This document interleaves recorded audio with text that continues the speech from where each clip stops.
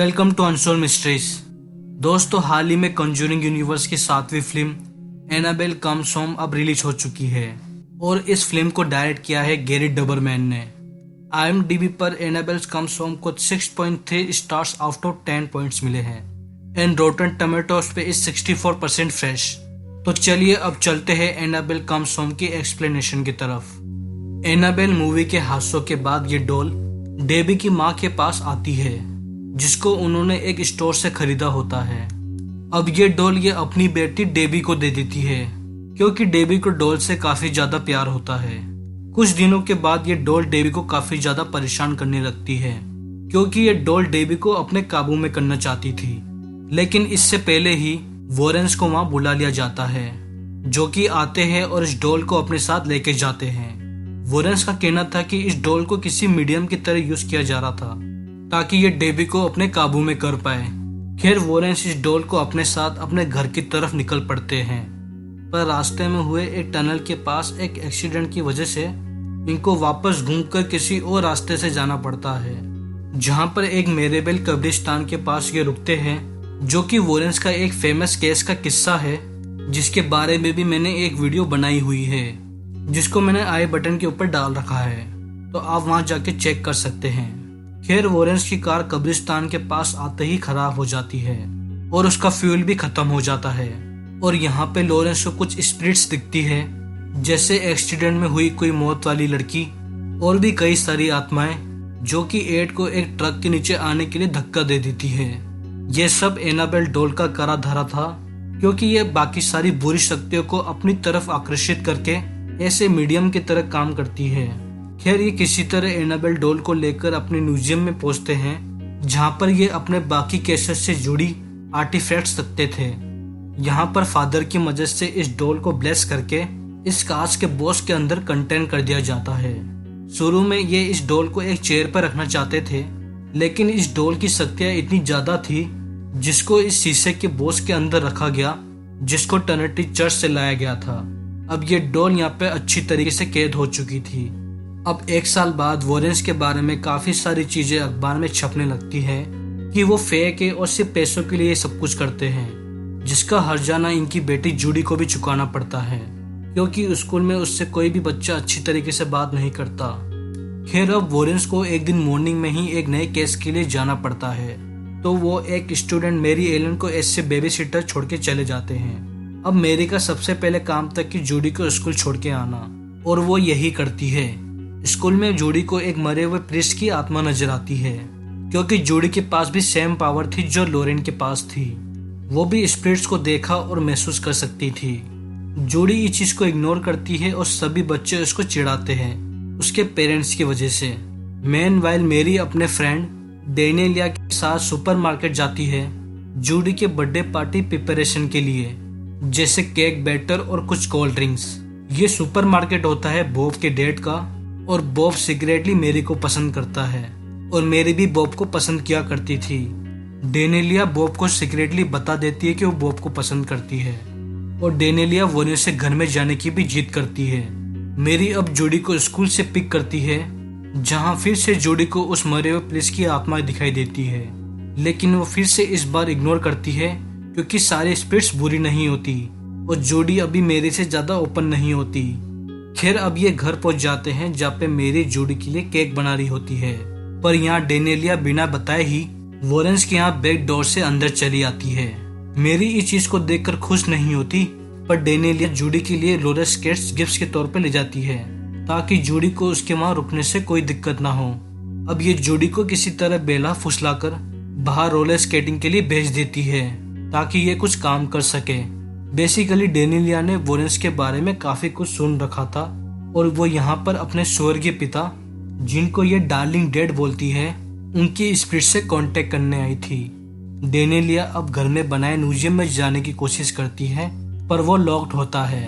वो म्यूजियम में रखे आर्टिफैक्ट से भी कांटेक्ट करने की कोशिश करती है कि अगर कोई उसको उस तरफ सुन रहा है तो उसको ओपन कर दे। अब काफी ज्यादा ढूंढने के बाद डेनियलिया को एड के वर्किंग रूम में की मिल जाती है, जिसको लेकर वो ओपन कर देती है इस म्यूजियम को। अंदर जाके डेनियलिया हर एक आर्टिफैक्ट को छू देती है और अपने मर्द पिता से कांटेक्ट करने की कोशिश करती है। विद द हेल्प ऑफ मोर्नेस ब्रेसलेट, पर कोई भी असर नहीं होता। अब अचानक ही एनाबेल डॉल उस लॉक शीशे के बॉक्स में अपना सर मारती है, जिससे डेनेलिया काफी ज्यादा फैसिनेट होती है। उसको लगता है कि उसके पिता उससे बात करना चाहते हैं और वो उस डॉल को उस बॉक्स से बाहर निकालती है। अब डेनेलिया ये सब कुछ कर ही रही थी कि जूडी के लिए बनता केक जलने लगता है, जिससे घर में फायर अलार्म्स एक्टिवेट हो जाते हैं और डर के कारण डेनेलिया एनाबेल बॉक्स को खुला छोड़ के ही आ जाती है। अब ट्रेलर धीरे धीरे करके शुरू होता है। जैसे गेट पर नॉक होती है पर कोई आंसर नहीं देता, पर जब मेरी गेट खोलती है तब उसको मुलिन्स की बेटी बी मुलिन्स नजर आती है, जो कि एनाबेल के साथ खेलने के लिए पूछ रही होती है। बट सडनली शी डिसअपियर्स और यहाँ पे डेनेलिया और जूडी काफी क्लोज नजर आते हैं और मेरी भी इनको ज्वाइन करती है, जो कि मे मुलिन्स के बारे में इनको बताने जा रही होती है।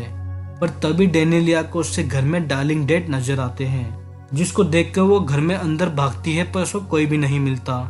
घर के अंदर जूडी को वेडिंग ड्रेस में द ब्राइड की नजर दिखती है, जो कि जूडी को मारने आ रही है, पर वो बहुत तेज चिल्लाती है और सामने क्रॉस के निशान को रखकर डरती है। पर मेरी उसको वहां पे आकर संभालती है। शाम को घर पर बॉब भी आया होता है, जो कि सिर्फ ये चेक करने आता है कि मेरी कैसी है, क्योंकि डेनेलिया ने बॉब को बता दिया था कि वो कहाँ पर है और मेरी भी उसको पसंद करती थी।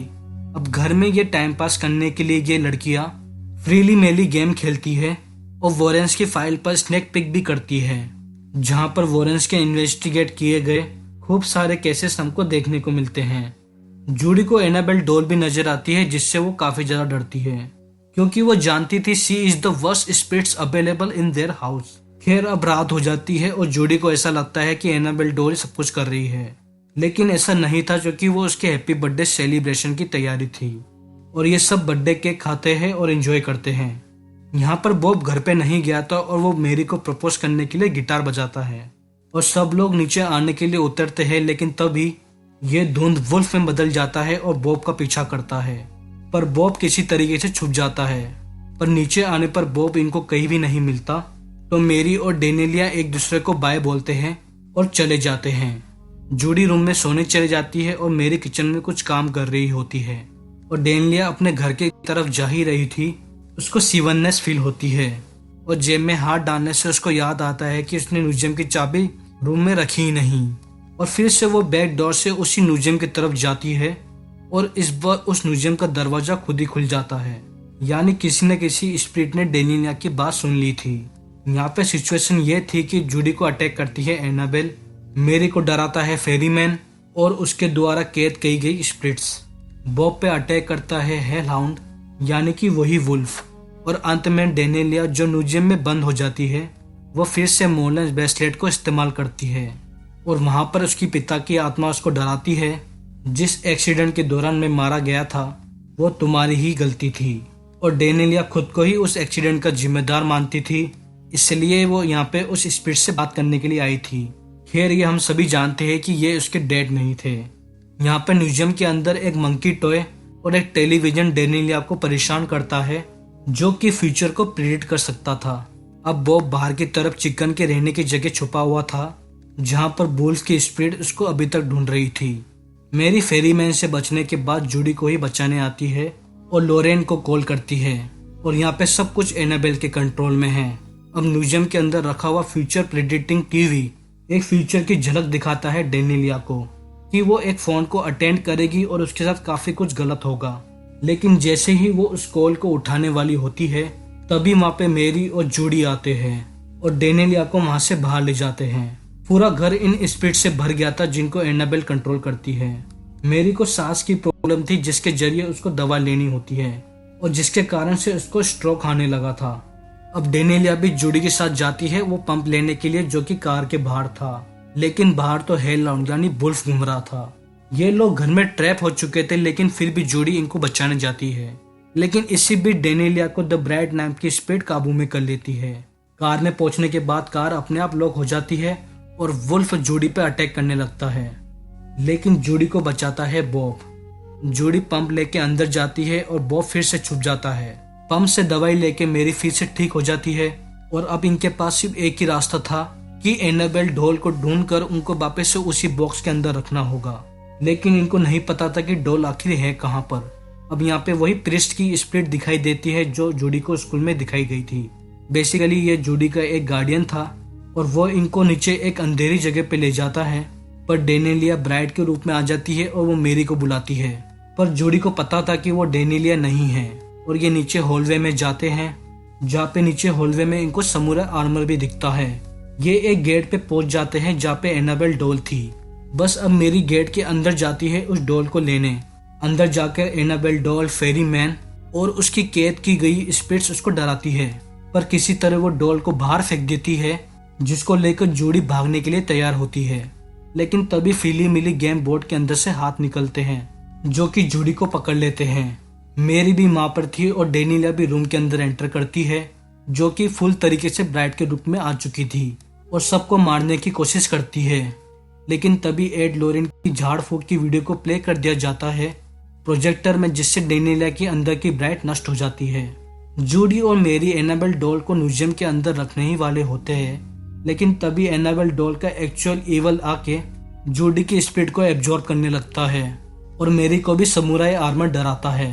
लेकिन तभी जूडी के हाथ लग जाता है एक होली क्रॉस और वो उस डीमन को दूर कर देती है और एनाबेल डॉल को बंद करने की पूरी कोशिश की जाती है, लेकिन डीमन की पावर काफी थी जिससे वो बॉक्स बंद नहीं हो रहा था। सारी की सारी स्पिरिट्स इनके तरफ आती है, लेकिन जूडी होली क्रॉस पकड़कर बाइबल कोट्स पढ़ती है, जिससे थोड़ा बहुत असर होता है। डेनिलिया भी अब ठीक होकर इनकी मदद करने लगती है और गेट को बंद करके एनाबेल डॉल को कंटेन कर दिया जाता है और जिससे सारी हॉन्टिंग्स रुक जाती है। अब बॉब भी घर के अंदर आता है और सुबह तक इनकी रखवाली करता है। अगली सुबह वॉरेंस आते हैं और जूडी सब कुछ उनको बता देती है जो भी घर में हुआ, और सारे के सारे बच्चे जूडी की बर्थडे पार्टी में आते हैं जो कि डर की वजह से आना नहीं चाहते थे। डेनेलिया और मेरी ने सभी बच्चों को यहाँ पे बुलाया था और बॉब भी वहाँ पे पार्टी सेलिब्रेट करने आता है। लोरेन से डेनेलिया माफी मांगती है और लोरेन उसको माफ करते हुए ये कहती है कि उसके डार्लिंग डैड की स्पिरिट ने उससे बात की है और उनका यह कहना था कि एक्सीडेंट में तुम्हारी कोई भी गलती नहीं थी और अपने आप को कोसना बंद कर दे। डेनिलिया को मोर्नर ब्रेसलेट दे दिया जाता है। अंत में सब बर्थडे पार्टी सेलिब्रेट करते हैं, जिसमें एड के गिटार के परफॉर्मेंस के साथ साथ कुछ सॉन्ग नजर आते हैं और बस मूवी यहीं खत्म हो जाती है। तो दोस्तों ये थी एनाबेल कम्स होम की एक्सप्लेनेशन। आई होप आपको ये वीडियो अच्छी